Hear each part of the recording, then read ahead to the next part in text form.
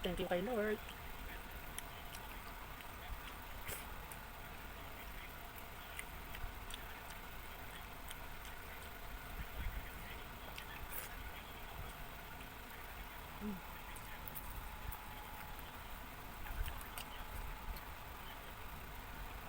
Thank you, Christy, sa tuyo. Sarap. Sarap na tuyo na binili niya. Bacon tuyo ang gusto ko.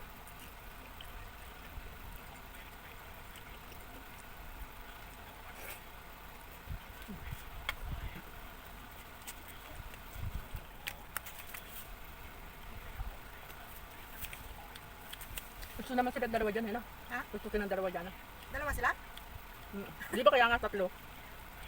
Kala ko isa lang. Dalawa daw, eh.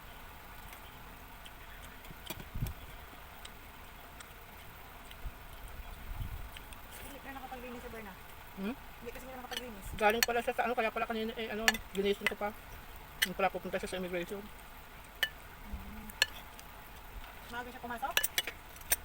Mga ano din, mag-aalis 9. Kasi gawa na masusundo pa rin sa airport. Sa airport, so dating sa bahay na, may trabaho pa naman. Hindi pa yung tapos, ne. Magdadala pa ng mga ng ano niya yun. Ikante kung saan saan. Kaya pagod doon. Kaya nalaman ko lang, nakita ko lang sa kanyang my day. Kaya nga nagluto ko munggo, sabi ko kakain ka.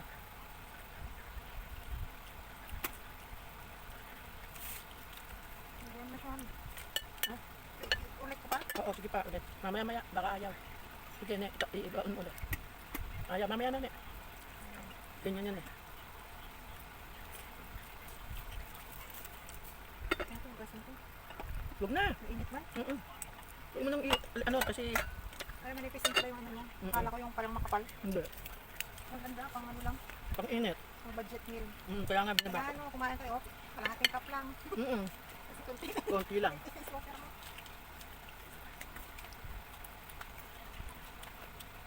Ang sarap ng tiya.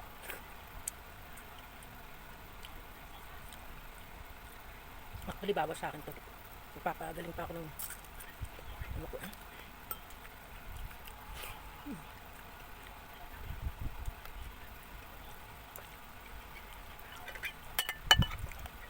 Ang sarap din ng aking munggo.